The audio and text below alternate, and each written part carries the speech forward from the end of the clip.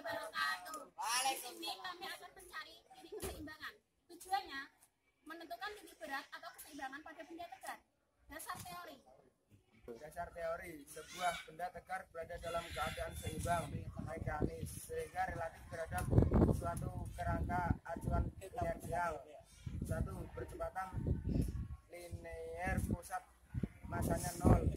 2. Percepatan sudutnya mengelilingi sebarang suhu tetap dalam kerangka acuan ini juga 0.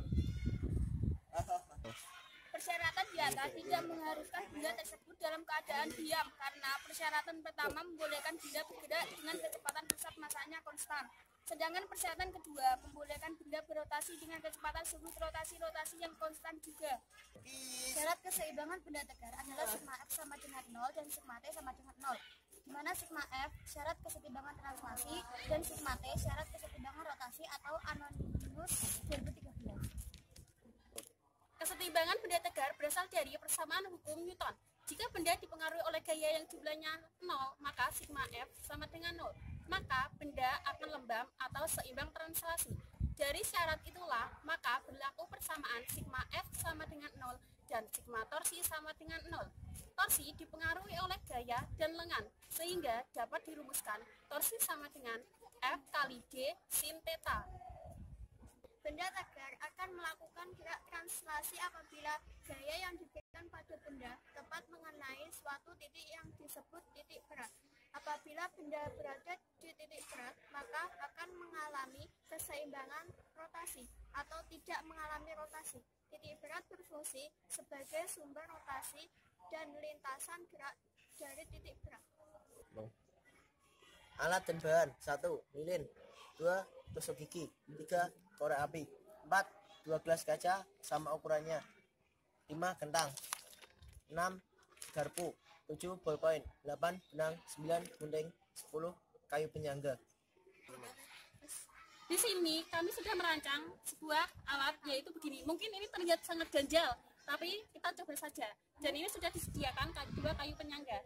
Kita masukkan ini saja ke sini, lalu kita amati. Coba amati. Pada awalnya mungkin tidak setimbang, tapi setelah dibetulkan, maka akan menjadi setimbang. Hal ini mungkin dibenarkan atau dibenahi akan menjadi setimbang. Titik pusat massa benda berada pada titik tumpu yang berada di tali yang diikat karena tidak ada gaya dan tidak ada percepatan sudut. Maka benda itu menjadi setimbang. Percobaan kedua, kita sudah merancang lilin yang ditusuk dengan tusuk gigi dan 2 gelas yang sama ukurannya. Pertama, kita taruh lilin di atas gelas, lalu kita nyalakan. Kata ini sur.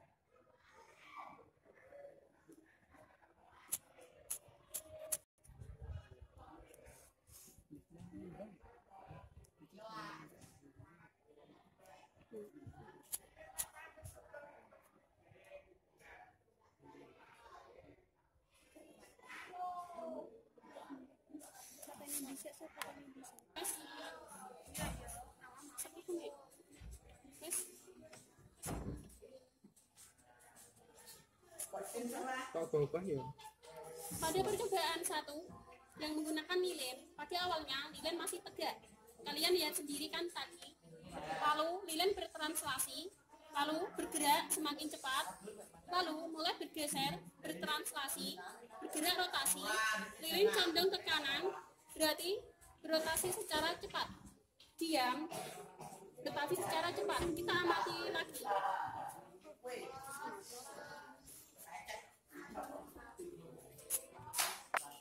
Kalian lihat sendiri kan, lilin ini mulai setimbang, yang pada awalnya tidak setimbang menjadi lebih setimbang. Itu akan bertranslasi ke kiri, semakin cepat, semakin lama, semakin cepat ke kiri.